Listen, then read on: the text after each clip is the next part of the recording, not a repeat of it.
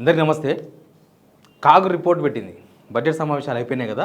కాగు last రోజు budget రోజు assembly సమావేశాలు లాస్ట్ రోజు పెడతారు. దానిలో వీళ్ళ పనితనం ఏంది, అసలు వీళ్ళు లాస్ట్ పెట్టిన బడ్జెట్లో ఎంత ఖర్చు పెట్టిండ్రు, ఎంత వస్తుంది అనుకుంటే ఎంత వచ్చింది, అప్పులు ఎంత చేసిండ్రు, లేకపోతే పాత అప్పులు ఎంత కట్టిండ్రు, మొత్తం తేడతెల్లం అయిపోయినాయి. వీళ్ళు చెప్పిన అబద్ధాలు మొత్తం పటాపంచలు అయిపోయినాయి. వీళ్ళు రాష్ట్రాన్ని ఎంత ఆగమాగం చేస్తున్నారో బయటపెట్టింది కాగు. చాలా అంశాలు ఉన్నాయి. నేను కొన్ని ఫైనాన్షియల్ ఇష్యూస్ మాత్రమే చెప్పదలుచుకున్నా. ఇంకా కొన్ని ప్రభుత్వ రంగ సంస్థలు మూతబడ్డాయి. ఇవన్నీ చాలా మ్యాటర్లు ఉన్నాయి. అంతకన్నా ముందు సబ్స్క్రైబ్ చేయండి, షేర్ చేయండి. మన రాష్ట్ర అప్పు అంటే మన మీద తీసుకుంటున్న అప్పు.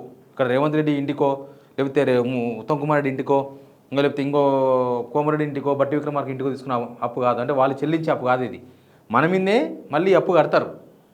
ఈ అప్పు ఎందుకు చేసారు అనేది పెద్ద కథ. ఇది అసలు వీళ్ళు ఏం చేయకుండా అప్పు ఎట్లా చేసిండ్రు, ఎవరికి ఇచ్చారు అప్పు తీసుకుని అనేది ఒక పెద్ద స్టోరీ. కానీ కాగు రిపోర్ట్ పెట్టిన సంచాలనాలు మాత్రం చాలా ఉన్నాయి. కాగు రిపోర్టు ఆగమాగం అని రాసినాను నేను. అంటే అంత ఆగం ఉందని రాసిన.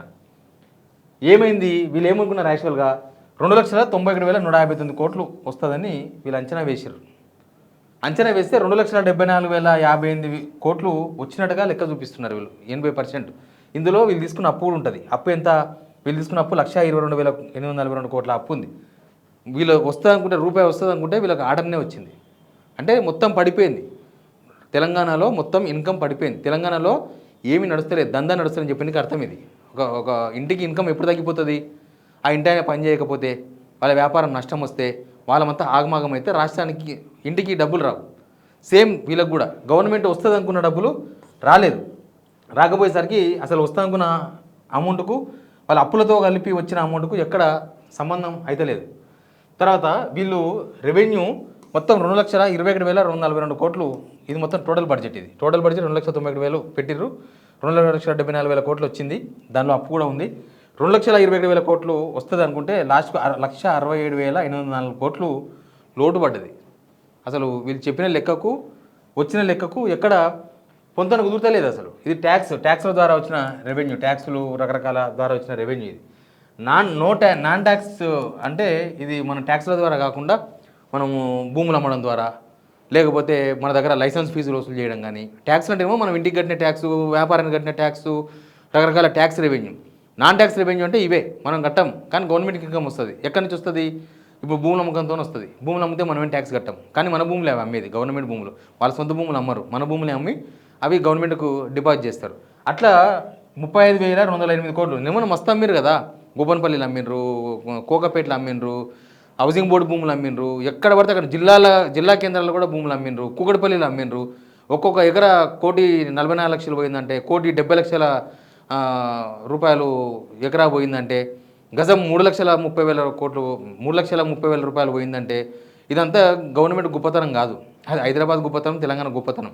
అయితే అట్లా భూములు అమ్ముకున్న డబ్బులు, రకరకాల అప్పులు వీళ్ళకి వచ్చేది 35,208 కోట్లు వస్తుంది అనుకుంటే లాస్ట్కు 23,608 కోట్లు వచ్చింది. ఇది కూడా 67% వచ్చింది.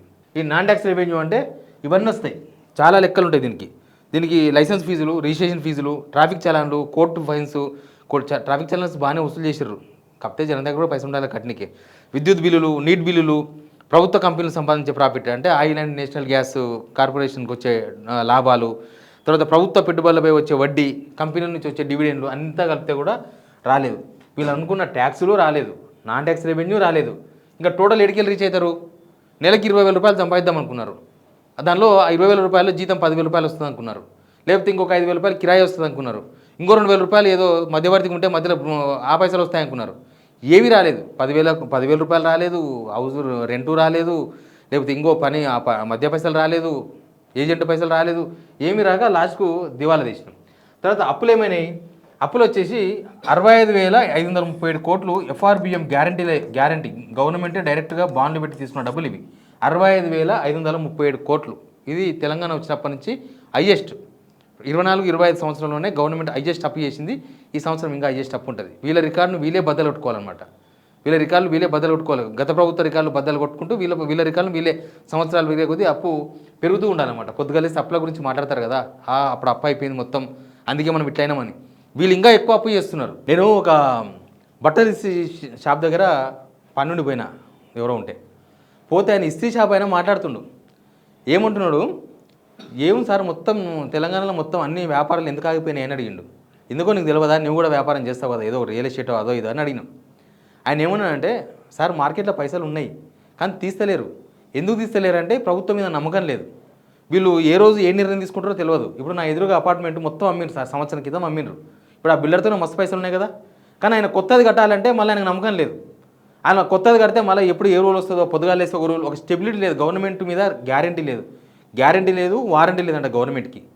ఆయన చెప్పిన మాట నాకు ఒక ఇస్త్రీ షాప్ అయినా చెప్పిన మాట ఇది ప్రతి దగ్గర వినిపిస్తున్న మాట.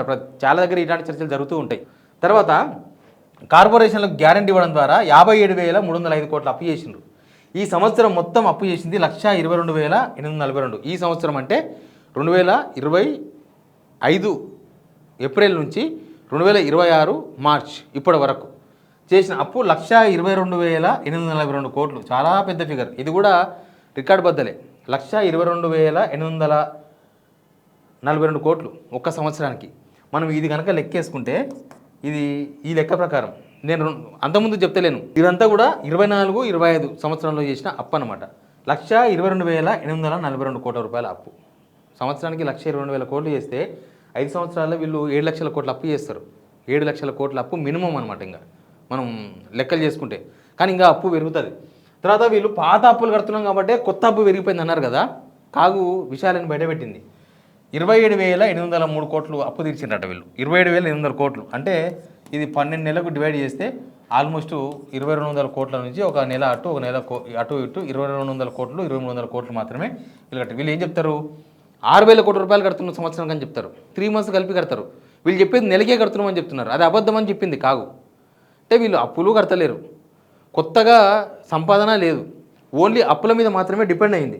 ఇంకా చాలా విచిత్రమైన విషయం ఏంటంటే ఈ డైలీ అప్పుల కోసం తీసుకొస్తారు కదా, రోజువారీ ఖర్చుల కోసం తీసుకొచ్చి అప్పు ఉంటుంది. 6,000 కోట్ల రూపాయలు 2025 మార్చి 31 నాటికి కట్టాలంట, అంటే లాస్ట్ ఫైనాన్షియల్ ఇయర్లో. కానీ అవి కూడా కట్టలేదంట.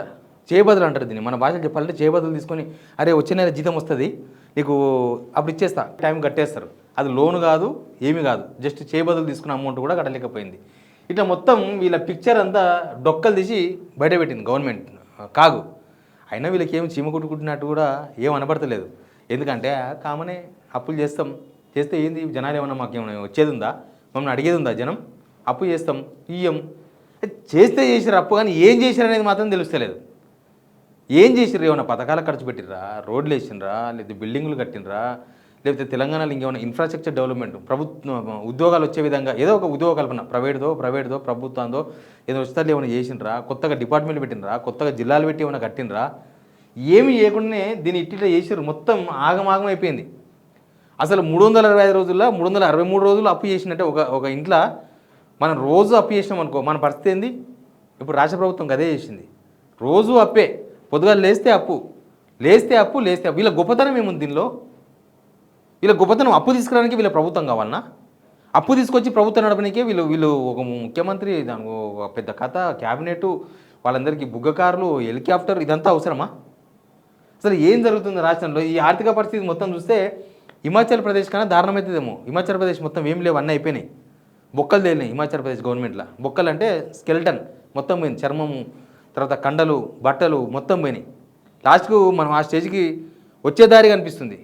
ఈ గవర్నమెంట్కి ఇప్పటికూ రాబడలేవు లేవు. ఇప్పుడు బడ్జెట్ అయిపోయిన తర్వాత ప్రతి రాష్ట్ర ప్రభుత్వం కూడా ఎప్పుడైనా అంతే. మనం ఇప్పుడు ఒక ఫంక్షన్ చేసినాం, లేకపోతే ఒక భూమి కొన్నాం, లేకపోతే ఒక పెళ్లి చేసినాం, బిడ్డ పెళ్లి చేసినాం, ఆ లెక్కలు మొత్తం చేసుకున్న తర్వాత అప్పు తేల్చేసి ఎంత అప్పు అయింది, పెళ్లికి ఎంత ఖర్చు పెట్టినాం, అప్పు తేల్చేసి నెక్స్ట్ ఇంకా ఇప్పటి నుంచి అప్పు చేయకుండా ఈ అప్పుని తీర్చే పని పెట్టుకుంటాం కదా. ఈ గవర్నమెంట్ అది చేస్తలేదు. ఇప్పుడు బిడ్డ పెళ్లి చేసినాం, అప్పు తేలింది కదా, అప్పు తేలింది, మళ్ళీ స్టార్ట్ అనమాట. మళ్ళీ కొత్త అప్పు చేయడమే. ఆ అప్పుని అట్లా పక్కన పెట్టి మళ్ళీ కొత్తగా అప్పులు చేసి మళ్ళీ నడపాలి సంసారాన్ని. అంతే తప్ప పాత అప్పును తీర్చేద్దాం, లేదా కొత్తగా ఇన్కమ్ సృష్టిద్దాం, కొత్తగా ఏమైనా జీతం పెడతాం చూద్దాం, లేకపోతే కొత్తగా ఏమైనా బిజినెస్ చేద్దాం చూద్దాం అని మనం చూస్తాం. కానీ ప్రభుత్వానికి ఏమీ లేదు. ప్రభుత్వానికి no income, no schemes, no development, ఏమీ లేదు. ఇది మన తెలంగాణ ప్రభుత్వంలో జరుగుతున్నది. ఇది కాగ్ రిపోర్ట్ వచ్చింది కాబట్టి మనం ఇది ఏ పార్టీకి సంబంధం లేనిది, ఏ ప్రభుత్వానికి కూడా సంబంధం లేనిది, రాష్ట్రపతి ఆధ్వర్యంలో నడుస్తుంది కాబట్టి ఇది యాక్చువల్ రిపోర్టు. బట్ ఎవరు ఏం చెప్పినా ఈ ప్రభుత్వానికి మాత్రం దునపోతు మీద వాన పడ్డట్టు అనమాట. అంతకు మించి ఏమీ కాదు. మస్తు అవుతుంది చెప్పుకోరు, ఏమైనా చేసుకోరు జనాలు. మాకు ఏమైనా ఇప్పుడు ఓట్లు వేసేది ఉందా? ఇప్పుడు ఎలక్షన్స్ ఉన్నాయా? చూద్దాంలో ఎలక్షన్స్ వచ్చినప్పుడు అని అనుకుంటున్నారు. ఇట్లా రాష్ట్ర ముఖ్యమంత్రి మీద, మంత్రుల మీద, గవర్నమెంట్ మీద జనాలకు అంత నమ్మకం ఉంటే ఇక రాష్ట్రం ఎట్లా డెవలప్ అవుతుంది? మీరు కూడా కామెంట్ బాక్స్లో చెప్పండి ఏంది మనం ఎటుపోతున్నామో, మీకు ఏమర్థమవుతుందో. Please subscribe.